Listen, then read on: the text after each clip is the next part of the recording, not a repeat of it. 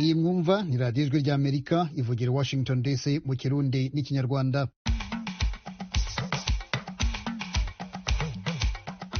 Mu Rwanda twumvikanira kuri FM 104 n'ibice bitatu na FM 88 n'ibice bitatu ya radiyo inshuti ya bose, naho mu Burundi ni ku mirongo migufi kuri metero 25, 31 na metero 41. Ndabasuhuza mbaha ikaze mu makuru yacu ya mu gitondo, amakuru tubagezaho turi mu ngo zacu kubera ingamba zo gukumira icyorezo cya virusi ya corona. Muri kumwe na Jeffrey Mutagoma.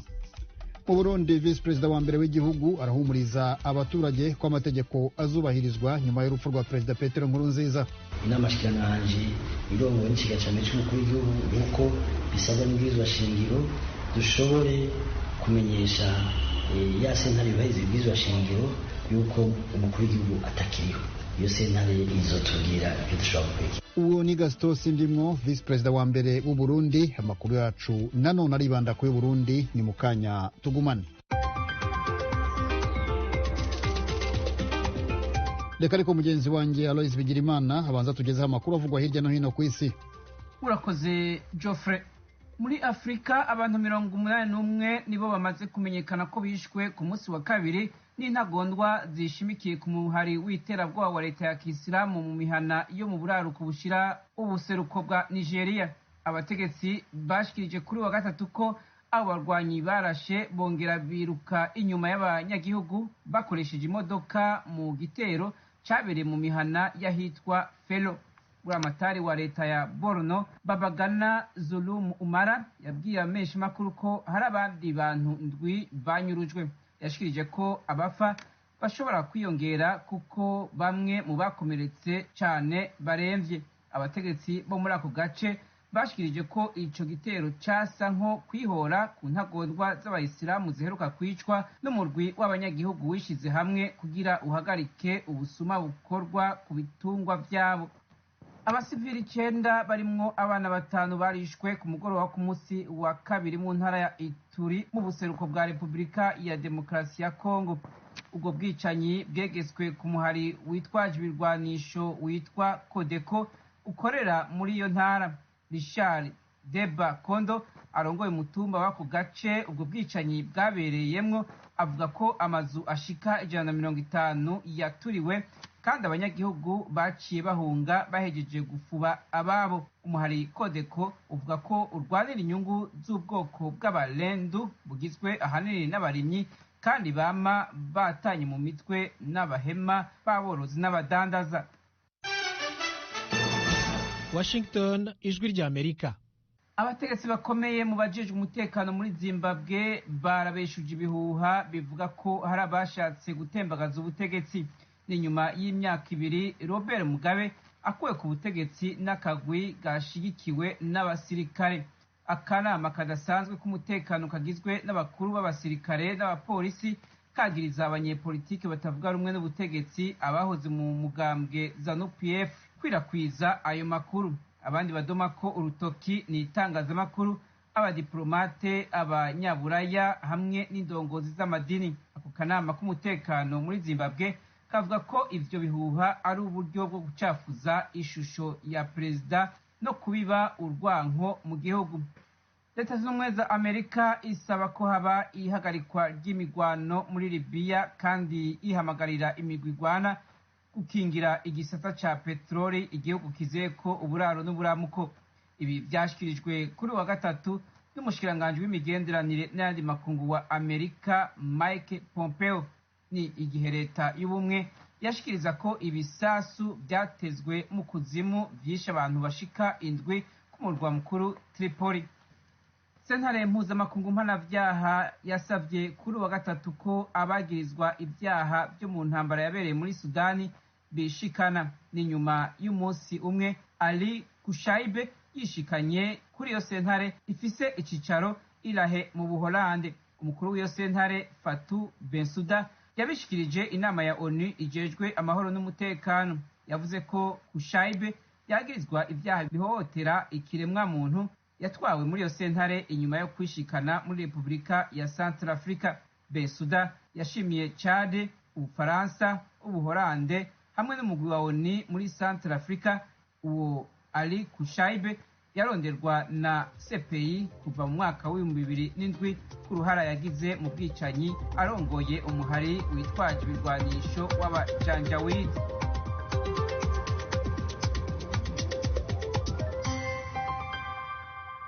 Urakoze Aloise kutugezaho ayo makuru.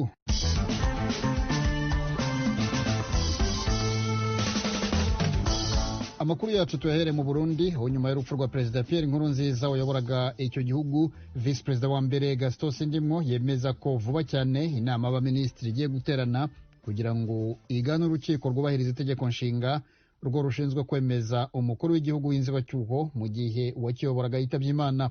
Eloge Willy Kaneza arakomeza. Inyuma y'umutaga umukuru w'inama nshingamateka Pascal Nyabenda yagiye ku kirimba citiriwe Ntare Rushatsi i Bujumbura gusinya mu gitabo c'iteka, abandikamwo ico bibukira ko Perezida Nkurunziza n'abamunamira batanguye gusinya mu gatondo ko kuri uyu wa gatatu. Mu gatondo hari hagiyeyo abandi bubahwa bagizwe n'abashikiranganji, abaserukira ibihugu n'amashirahamwe mpuzamakungu mu Burundi hamwe n'abandi. I Bujumbura co kimwe no mu zindi ntara z'igihugu, abanyagihugu bavuganye n'ijwi rya Amerika bemeje ko ubuzima bwakomeje ukuri kwamye inyuma y'itangazwa ry'urupfu rwa Perezida Nkurunziza kuri uyu wa kabiri ku gicamusi. Uretse amadarapo yamanitse kugeza hagati, abadandaza bagumye bacuruza, abakozi baraja ku mirimo, n'uruja n'uruza ruguma kwa kundi. Nta basirikare canke abapolisi bongerejwe mu mabarabara, nta kintu kidasanzwe kiboneka mu vy'ukuri. Ubuzima bwakomeje ukuri kwamye, abantu baratekanye. Ni kumwe mu bantu bakumugwa mukuru w'ubutunzi Bujumbura avuga. Eka no kumugwa mukuru wa politiki Gitega nico kimwe. Nubwo abantu ejo ku kagoroba bacitse ivutu bacumva urupfu rw'ahoze arongoye Burundi Nkurunziza, bakugara isoko nkuru yaho, abakora imyuga itandukanye bakihutira kuja mu mago yabo, kuri uyu wa gatatu abahaba bemeza ko imirimo yakomeje ukuri kwamye. No mu ntara z'ubumanuko bushira uburengero nka Makamba na Rumonge, hamwe no mu buraruko bushira ubuseruko nka Ngozi, Kirundo na Muyinga, hamwe no mu buraruko bushira uburengero muri Cibitoke na Bubanza, niko vyari hatibagiwe mu buseruko muri Ruyigi na Cankuzo. Icegera ca mbere ca nyakwigendera avuga ko vuba leta igiye kwitura sentare yubahiza bw'izwa nshingiro kugira ngo ntihagume igihengeri. Gaston Sindimwo bamashaka gutuza imitima y'abarundi, tubamenyesha yuko ibitekanye n'ubwizwa shingiro byose bizokorwa. Twifuza ko uyu muvyeyi tubize tutomukurikiza agahinda kaba canke abandi.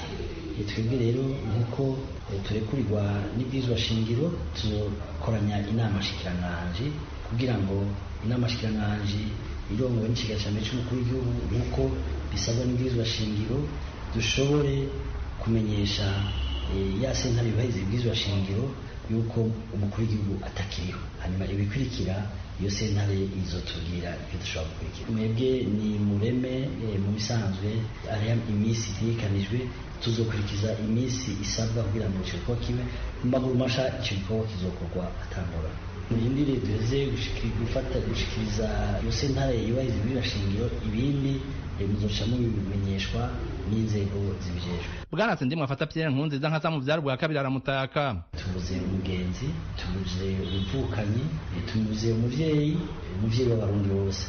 Ikindi tubuze umuntu yitangiye igihugu kugira ngo Uburundi bugume uko buri uno munsi. Twebwe rero nico tuzomwibukirako, n'ibikorwa vyinshi yakoze abarundi benshi bazomwibukirako. Hariho umugani bavuga ati Kirundi ati akamaro k'umuvyeyi ukamenya atakiriho. Ubwa mbere Petero Nkurunziza ni umuntu yihanga, adafatira ku gakanu, azi gufata abantu umwe wese akamufata ukwiwe, hanyuma kugira ngo twubake igihugu. Ivyo twarabibonye, kandi umuntu adafatira aho nyene, abanza gutohoza, yakunda kurwanira ubwigenge bw'igihugu. Petero Nkurunziza yatwaye mu bihe bidasanzwe, mu bihe abarundi bari baciye mu mwanya munini bari mu ngorane zidasanzwe. Amatwara yiwe yacu twese yaratumye abarundi begerana. Ubwa mbere aho umukuru w'igihugu ashobora kurangiriza ikiringo ciwe, agatunganya amatora atari mu bahiganwa kugira ashikirize uwamusubiye. Ico ni ikintu gihagije kandi kitazoba kwibagirana na gatoya. Twifuza gutekanya abarundi bashira ubwoba n'uzo ramuswa kino gihugu. Uyo mugambi wo gukura abarundi ubwoba ari gwiwe abo barundi bose. Leta zunze ubumwe za Amerika zarungitse ubutumwa bwo guhoza abarundi na leta inyuma y'urupfu rwa Perezida Nkurunziza. Ico gihugu kivuga ko citeguriye gukorana n'umukuru w'igihugu mushasha yarutse gutorwa. Leta zunze ubumwe zirahojeje abo bose bagandariye Perezida Pierre Nkurunziza. Dukomeza ubucuti n'ubugenzi n'ihanga ry'i Burundi, dufatiye kwibisikanya ry'amahoro aho hatowe umukuru w'igihugu mushasha Evariste Ndayishimiye. Twiteguriye gukorana nawe na leta nshasha. dusubiye kwemanga inkunga yacu ku vyifuzo vy'Uburundi biganisha kuri kazoza ka demokarasi, iterambere n'amahoro birushirije. Niki itangazo rya leta rivuga. Iruhande y'ubu butumwa n'ubundi bw'abubahwa n'indongozi nyinshi ku isi harimwo n'ubwa President Paul Kagame yashize ku rubuga rwa Twitter n'aho abatari bake mu mugambwe CNDD-FDD uri ku butegetsi bamufata nk'umwansi w'u Burundi, bakaba batanabihaga amatama haba mu materaniro bagira hamwe n'amasengesho ya bamwe. Eroge Urikaneza, Ijwi rya Amerika. Urakoze Loge. Noneho tuzamuke mu majyaruguru y'igihugu turebe uko byifashe mu ntara ya Ngozi aho nyakwigendera Perezida Pierre Nkurunziza avuka. Muri iyi nkuru yaradijwe rya Amerika yateguwe twifashishije abanywanyi bacu mu Burundi, turagezwaho na Desire Hatungimana i Kigali mu Rwanda. Mu ntara ya Ngozi aho umuhisi Perezida Nkurunziza avuka, urupfu rwiwe rwakiranywe umubabaro mwinshi. Mu bisata vya leta hakozwe imirimo ibayabaye n'ubwo umutekano waboneka ko wifashe neza. Nko mu gisata c'ubutungane, ibiro vy'abacamanza n'amasentare byari vyuguruye. Umwe mu bakora muri ico gisata mu ntara ya Ngozi yabwiye isoko ry'Ijwi rya Amerika ko buguruye ariko ko baronse itegeko ryo kudasasa mu manza zaba iz'amatati canke iz'ivyaha zari ku rutonde rwo kuburanishwa muri iyi misi kigandaro. Uyo mukozi wo mu butungane atashimye ko izina ryiwe rije habona, amenyesha ko imanza z'ivyaha zikibiriraho zishobora kuburanishwa mu gihe zoboneka. Amasoko y'Ijwi rya Amerika mu gisagara ca Ngozi atumenyesha ko mu bindi bisata vya leta hakozwe imirimo ibayabaye. Nko mu biro vya komine Ngozi hahora haboneka abantu benshi baje kwitura ibisata bitandukanye bihakorera, haboneka abantu bake cyane. Ibintu vyari nk'uko no ku biro vy'intara aharangurirwa imirimo itandukanye mu karere k'uburaruko. Ku bw'ayo makuru, uruja n'uruza rwahora rwibonekeza ku biro vyo gutoza amakori n'amatagisi ya leta rwari rwagabanutse aho ku biro vy'intara mu gisata ca OBR. Ayandi makuru yatohojwe n'Ijwi rya Amerika avuga ko ingendo zimwe mu ngendo z'akazi zari zitekanijwe hagati mu gihugu zasibijwe aho mu ntara ya Ngozi. No mu bisata vy'abikorera utwabo imirimo yakozwe, yamara ibikorwa vyatanguye nabi nk'aho biboneka ko bari bacitse intege. Ni nko mu gisata co gutwara abantu n'ibintu aho ingenzi zari nkeyi cyane mu gitondo c'uno wa gatatu. Ivyo navyo Ijwi rya Amerika ribikesha umwe mu badereva b'imiduga yunguruza abantu n'ibintu akorera mu gituro c'imodoka zitwara abantu n'ibintu mu ntara ya Kayanza, Kirundo na Muyinga. Amakuru dukesha abanywanyi b'iradiyo Ijwi rya Amerika amenyesha ko inkuru y'urupfu rwa Perezida Nkurunziza imaze kumenyekana habaye ikimenyetso c'ubwoba, na hatategeko ryo gutaha kare ryasohotse. Bamwe mu bari bamenyereye guteramira mu bunywero mu gisagara ca Ngozi baribwirije gutaha kare. Aho Ngozi umuhisi Perezida Nkurunziza yahaba kenshi kuko yari asanzwe ahafise ikirimba ashikiramwo ahavuka ku mutumba wa Buye muri komine Mwumba. Yahakorera ibikorwa vy'uburimyi n'ubworozi, akanahakorera ibikorwa vyo kunonora imitsi, aho yari yanashinze ishuri ryigisha umupira w'amaguru Academie Message kuri uyo mutumba. Nk'uko amakuru adushikira abivuga, abaho bemeza ko babuze umuvukanyi hejuru yo kubura umukuru w'igihugu. Tukiri kuri iyo nkuru, abategetsi batandukanye hirya no hino ku isi bakomeje gutanga ubutumwa bwabo ku Burundi no ku muryango wa nyakwigendera Perezida Pierre Nkurunziza. Thomas Kamilindi yegeranije bumwe mu butumwa bwabo. Nyuma y'urupfu rwa Perezida w'u Burundi Pierre Nkurunziza ejo bundi kuwa mbere w'iki cyumweru, abategetsi bo ku isi batandukanye barimo baratanga ubutumwa bw'akababaro no kwifatanya n'abarundi n'umuryango wa nyakwigendera. Perezida wa Afrika y'Epfo akaba na perezida w'inama y'abakuru b'ibihugu by'umuryango wa Afrika yunze ubumwe Cyril Ramaphosa aragira ati Uburundi na Afrika yose babuze umuyobozi wari waritangiye imizamukire y'abaturage, kwihaza muri byose, ubusugire bw'abaturage be n'igihugu n'amahoro ku mugabane. Ni ku butegetsi bwa Perezida Nkurunziza Uburundi bwabaye kimwe mu bihugu byohereje abasirikare benshi mu butumwa bw'amahoro muri Somalia. Uburundi kandi bwohereje n'ingabo z'amahoro muri Repubulika ya Centrafrica. Perezida Ramaphosa aributsa kandi ko Afrika y'Epfo yagize uruhare runini mu mishyikirano y'abarundi yabyaye amasezerano y'amahoro y'Arusha muri Tanzania mu mwaka w'2000. Aributsa nanone ko Perezida Nkurunziza yagize uruzinduko rwe rwa nyuma muri Afrika y'Epfo mu 2014 rwavuyemo amasezerano y'ubufatanye mu nzego zitandukanye hagati y'ibihugu byombi. umukuru w'igihugu cy'Afurika y'Epfo asoza ubutumwa bwe asaba abarundi kubungabunga ituze n'amahoro nyuma y'urupfu rwa Perezida Nkurunziza no muri ibi bihe by'inzibacyuho bikurikiye amatora yo ku itariki ya 20 y'ukwezi kwa gatanu gushize. Naho umuvugizi w'umunyamabanga mukuru w'umuryango w'abibumbye Stéphane Dujarric mu itangazo yashyize ahagaragara aragira ati umunyamabanga mukuru arihanganisha guverinoma, abaturage b'u Burundi n'umuryango nyuma y'urupfu rwa Perezida Pierre Nkurunziza. Yongeye kandi gushimangira ubushake bw'umuryango w'abibumbye bwo gutera inkunga guverinoma n'abaturage b'u Burundi muri iki gihe bugarijwe n'icyorezo cya virusi ya corona no mu migambi yabo yo gutegura ejo heza hazaza kandi h'amahoro ku buryo burambye ku banyagihugu bose. Urakoze Toma. Inkuru y'urupfu rwa Perezida Pierre Nkurunziza turagarukaho mu kanya gato tureba ibitekerezo by'abakunzi b'ijwi rya Amerika, ariko reka tubanze duha umwanya mugenzi wacu Eric Bagira ubusa atubwire icyo abanyarwanda baturiye umupaka wa Nemba huza igihugu cy'u Rwanda n'icyo Burundi biteze ku migenderanire hagati y'ibihugu byombi ku butegetsi bwa Perezida mushya uzayobora Burundi. Ijwi rya Amerika igera ku mupaka wa Nemba mu karere ka Bugesera uhuza u Rwanda n'igihugu cy'u Burundi yasanze ufunze. Biboneka ko hashize iminsi myinshi uyu mupaka udakoreshwa. Ku ruhande rw'u Rwanda ijwi rya Amerika yasabye umwe mu bapolisi babiri bari barinze umupaka kugira ngo irebe umwuka uri hagati ku mbibe z'ibihugu byombi, maze uwo mupolisi kuri telefone ngendanwa ye abaza abamukureba bamubwira ko atumenyesha ko bitemewe kwinjira muri uyu mupaka. Uwo mupolisi wari ku mupaka wa Nemba yatubwiye ko umaze iminsi myinshi ufunze. Yatubwiye ko mu biro by'abinjira n'abasohoka ku ruhande rw'u Rwanda haba harimo umukozi umwe agira ibyo atunganya, ariko nabwo bitari buri gihe. Aha ntibyemere kuhafata ifoto igaragaza uwo mwuka uhari. Ku ijisho ry'umunyamakuru mu gihe gito nahamaze nabashije kubona abantu babiri bagenda mu mupaka. Hari haparitse kandi n'imodoka nto biboneka ko ariyo mu bwoko bwa Suzuki.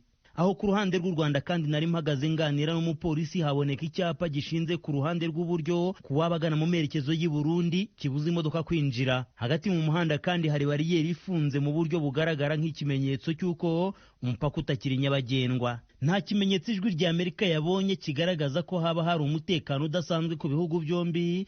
Muri ibi bihe hakunze kumvikana icyuka kibi hagati y'ibi bihugu. Nyuma yo guhakanirwa ko bitagishobotse kwinjira mu mupaka wa Nemba, ijwi rya Amerika yongeye gutekereza kuri zimwe mu nzira z'ubusamu haba abanyarwanda yewe n'abarundi bamye bakoresha mu migenderanire ibintu bikimeze neza.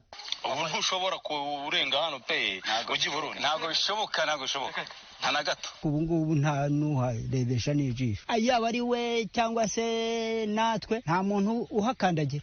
Aho nari ngeze mu murenge wa Kamabuye ahazwi nko ku Munzenze ku kiyaga cy'Uhuha, uhari mu karere ka Bugesera mu burasirazuba bw'u Rwanda. Ku ruhande rw'u Rwanda abareba imbere komine Busoni yo mu Burundi. Usatira u Burundi ku ruhande rw'u Rwanda haboneka akazu kubakiwe abashinzwe umutekano wo mu rwego rw'inkeragutabara.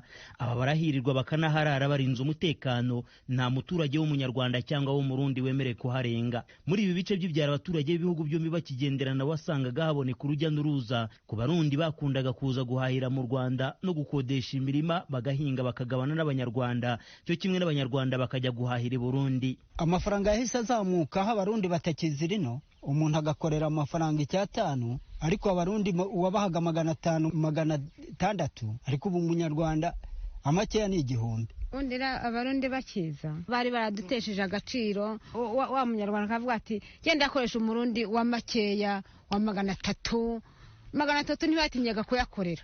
Ariko aho babafungiye Abanyarwanda bagize agaciro, ubundi Abarundi bari badutesheje agaciro. Nawe wajya ukoresha Abarundi mu mirimo? Twarabakoreshaga kuri 500 na 400, ariko ubu ngubu byarakagaze, umukozi ni 500. Kubera ibyo byose bitakiriho, hari impinduka zigaragara ku baturage b'ibihugu byombi, nk'uko batuye mu murenge wa Kamabuye babibwiye ijwi rya Amerika. Nk'ubu ngubu ikiro cy'ibishyimbo kiri kuri 600 700, ariko mbere by'i Burundi biza usanga ibishyimbo biboneka kuri 400 300, ariko ubu birahenze. Mu gihe rero kugeza ubu mu Burundi hamaze gutorwa umukuru w'igihugu mushya, Abanyarwanda bakavuga ko biteze impinduka ku migenderanire y'ibihugu byombi. Kubera ko ejo numvise u Rwanda rwohereza telegaramu yishimwe ko batoye neza, wenda twiteze impinduka z'u Rwanda n'u Burundi. Burundi turabona ibyo byose rero umuyobozi ugiye ashobora kuzabivugurura. Azabivugura kuko turabyizeye. Bizabungura iki hagati y'ibihugu byombi? tuhera duhahirane nk'uko twahiranaga nkumbe tugihahirana urabona ibintu byaturukaga hariya tukagura umuntu afite nk'akantu hano akagenda akakagurishayo nta kibazo twari dufite none ibibazo byabaye ibibazo urabona hano dusigaye tugura ibishyimbo bihenze kubera ko bitacyambuka ngende umva icyo nifuza nuko twakorana tukagira imibanire myiza tugasurana nk'uko twasuranaga hano twanaga n'abageni umuntu yakoresha ubukwe tugatumirana none ntibikibaho ubwo rero haje imigenderanire myiza twabona ibishyimbo cyangwa tukabona n'ibindi ibiciro bikabasha kumanuka. Ijwi rya Amerika ntiyabashije kugera ku Barundi cyangwa se kubaca iryera ngo twumve niba nabo bahuje ibyiyumviro n'aba banyarwanda. Gusa mu bihe bitandukanye twagiye tuganiriza impande zombi zahurizaga ku byifuzo bibumbatiye ukuzahura imibano y'ibihugu byombi. nka kwibutsa ko imigenderanire hagati ya Kigali na Gitega yatangiye gutosekara kuva mu 2015 ubwo wari perezida w'u Burundi Petero Nkurunziza yashakaga kwiyamamariza indi manda itaravuzweho rumwe. Ibihumbi n'ibihumbi by'abaturage b'Abarundi byahungiye hirya no hino ku isi, maze icyo gihugu kikavuga ko u Rwanda rwari nyirabayazana mu bibazo cyari gifite, u Rwanda narwo rukabyamaganira kure. Impinduka zitezwe ku mutegetsi mushya mu Burundi, General Evariste Ndayishimiye uheruka gutorwa, uretse na rubanda rugufi ku bihugu byombi n'andi mahanga ziteza amaso. Bagira ubusa ijwi rya Amerika inemba ku mupaka w'u Rwanda n'u Burundi. Tugarutse rero ku nkuru y'urupfu rwa Perezida Petero Nkurunziza wayoboraga u Burundi. Abanywanyi b'ijwi rya Amerika bafite icyo bavuze ku rubuga rwacu rwa Facebook. Eloge Willy Kaneza yadusomeye bimwe mu bitekerezo byabo. Hari abakunzi ba radiyo ijwi rya Amerika benshi banditse ku rubuga rwacu rwa Facebook bahuriza ku kintu kimwe, bati Imana imwakire imuhe iruhukiro ridashira. Abo barimwo Diego Harera yagize ati RIP Monsieur Président, Imana ikwakire mu bwami bwayo. Naye abarimo Prince Nshizirungu, Alain Fleury Mugisha, Hagenimana Yusen, Charles Chaz na Rwibagizi Humbi Jean bose bagize bati pole, Imana imwakire mu bayo kandi aruhuke mu mahoro. Emmanuel Rwagahungu nawe yongera hati uruhuke ugiye nk'intwari. Abandi bibaza ibibazo hakaba n'abagaragaje akababaro barimwo. Clovis Habarugiragira ati niyigire nzomukumbura adusigaranya agahinda yari intwari, ntacu umuntu yoronka avuga ku vyakoreye Abarundi, niyigire aruhuke mu mahoro. Masengo Jean Pierre nawe ati pole sana bavandimwe b'Abarundi. Staninde Barushimana nawe ati kubera iki muvuga ivyo mwishakiye mudatahura ubuhanuzi bwo mwijambo ry'Imana? Ubugombe bw'Imana nibwo gusa buzoganza ibihe bidashira. Niyo komera nawe ati sad news really, inkuru mbi ibabaje cyane. Birumvikana urubuga rwa Facebook rwugururiwe bose. Mu banditse harimwo n'abagaragaje uburakari ariko abandi bakabasubiza. Hari n'abandi bagaragaje uko bakiriye urupfu rwa Perezida Pierre Nkurunziza, hari n'abatarahise bemera cyangwa bakira iyo nkuru mbi. Abo barimo Hitimana Jimagira ati hari n'ababeshe ko peka yapfuye kandi ari ukubesha. Ngubwo umwe mu butumwa rero abakunzi b'ijwi rya Amerika banditse ku rubuga rwacu rwa Facebook. Nawe aho uri turagutumiye. Uru rubuga ni urwa bose. Wotwandikira wumvikanisha igitekerezo cawe, yaba ari ku rupfu rw'uwahoze ari perezida w'u Burundi Pierre Nkurunziza canke se ku kindi kibazo kiri ku mutima wawe. Ijwi rya Amerika ni radio yanyu. Urakoze Loge. Tugaruke hano muri Leta Zunze Ubumwe za Amerika. Hamaze iminsi imyigaragambyo yo kwamagana urugomo rw'abapolisi ku baturage, by'umwihariko abirabura. Kimwe mu bimenyetso bikomeye byaranze iyo myigaragambyo cyabaye gutera ivi. Iki kimenyetso cyaje gute, gisobanura iki? Reka tubibaze mugenzi wacu Thomas Kamilindi. Ku buryo bw'akataraboneka abapolisi benshi nabo batera ivi.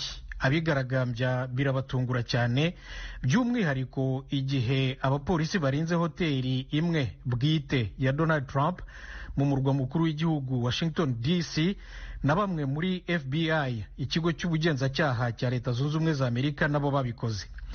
Nk'uko abavugizi babo batandukanye babisobanura, abapolisi baba bashaka kwereka rubanda ko babubashye, bicishije bugufi imbere yabo kandi ko bumva ubutumwa bwabo. Gutera ivi bikomoka he? Iruhande rw'amafoto acicikana ku mbuga nkoranyambaga y'imbaga y'abigaragambya bashinga ivi hasi, aya Martin Luther King n'aya Colin Kaepernick akunze nayo kugaruka cyane. Mu 1965 urugamba rwo guharanira uburinganire hagati y'amoko rwari rushyushye cyane muri Leta Zunze Ubumwe za Amerika. Uwari ururangaje imbere, arangaje imbere abandi, ni pasitoro w'umwirabura Martin Luther King Jr. wo mu itorero ry'Ababatista. Inshuro nyinshi mu myigaragambyo yabo, we na bagenzi be babonaga abapolisi baje n'impiri n'impirita bagatera ivi hasi cyangwa ndetse bagapfukama bakisengera ntibahangane n'abashinzwe umutekano. Urugamba rwabo rwabyaye amategeko abiri yahinduye isura y'igihugu. Ni itegeko ryimakaza uburenganzira bw'abirabura bwo gutora no gutorwa, ni itegeko rishimangira uburenganzira bwo kwidegembya kwa rubanda muri byose kandi hose mu gihugu, droit civil mu gifaransa. Nyuma yabo gutera ivi hasi nk'uburyo bwo kwigaragambya byarasinziriye. Byagarutse nyuma y'imyaka 50 ku buryo bw'agatangaza kubera umusore w'umwirabura witwa Colin Kaepernick, umukinnyi w'umupira wo muri Amerika bita football américain mu gifaransa. Iyo bajyaga gutangira imikino mu marushanwa ya NFL, National Football League, Kaepernick yabanje kujya yiyicarira abandi bakinnyi bose n'abaje kureba umukino bahagaze mu gihe indirimbo yubahiriza igihugu yabaga irimo ivuga. Ariko mu 2016 yarabihinduye, noneho atera ivi hasi. Byakubise inkuba, abantu benshi barimo na Perezida Trump ubwe baramwikorera, baramutuka, baramusebya, bavuga ko adakunda kandi asuzugura igihugu, ibendera ryacyo n'igisirikare cyacyo. We yasobanuriye itangazamakuru ati rwose nkunda igihugu cyanjye, gusa ndashaka ko gihinduka mu buryo bwiza, ariko sinahaguruka ngo nereke ko ntewe ishema n'ibendera ry'igihugu gikandamiza abirabura n'abandi bantu batari abazungu. Nyamara rero abantu benshi b'ingeri zose, ibyamamare mu mikino itandukanye barimo Megan Rapinoe, kapiteni w'ikipe y'umupira w'amaguru y'abagore ya Leta Zunze Ubumwe za Amerika, abahanzi barimo icyamamare Stevie Wonder, abanyapolitiki barimo abadepite, abayobozi b'amadini, abacuruzi n'abashoramari bafashe urugero rwa Colin Kaepernick gutera ivi bimenyekana cyane gutyo muri Leta Zunze Ubumwe za Amerika. None abigaragambya nyuma y'iyicwa rya George Floyd nabo batumye biba ahubwo biba mpuzamahanga ku buryo buhambaye, bose bavuga bati Black Lives Matter, ni ukuvuga ubuzima bw'abirabura nabwo bufite agaciro. Gutera ivi rero nk'uburyo bwo kwigaragambya bisobanuye iki? Igisubizo turagihabwa na Musenyeri Ernest Light, umwepiskopi w'umwirabura wo mu itorero ry'abamethodist bo muri Leta Zunze Ubumwe za Amerika. Yanditse mu kinyamakuru cye cyo kuri internet blog cyitwa The Lighthouse ati Martin Luther King na bagenzi be babikoze bashaka kwamagana ivanguramoko ku birabura, urugomo abazungu babakorera, kubakumira n'akarengane. Bishop Light arakomeza ati iyo abakinnyi mu kwiruka bavuduka bagiye gusiganwa nko gusiganwa muri metero 100 bashinga ivi hasi bituma babadukana imbaraga. Gushyira ivi hasi rero ni uburyo bwo gutangira. Amerika ikeneye irivi hasi kugira ngo irandure ivanguramoko maze ihe ubutabera n'amahirwe abana bayo bose kandi kimwe. Uretse ibyo ariko, abigaragambya nyuma y'urupfu rwa George Floyd bashinga ivi hasi babihuza n'uburyo uyu mwirabura yishwe n'umupolisi w'umuzungu Derek Chauvin wamucikamije ivi ku gakanu iminota 8 n'amasegonda 46, kandi Floyd aryamye ku nda, amaboko aboheye inyuma mu mugongo n'amapingu. Aba bagira bati nimudukure ivi ryanyu ku gakanu. Urakoze Thomas Kamilindi n'abandi bagenzi bacu bamfashije kubagezaho aya makuru. Aha niho dusoreje ayo muri iki gitondo. Reka nshimire mwe mwese mwari muduteze amatwi. Aya makuru yarahagarariwe na Etienne Karekezi, yegeranijwe na Fasil Gabehu. Jye mwumvaga ndi Jeffrey Mutagoma. Twese turagira tuti mwiriranwa amahoro n'amahirwe.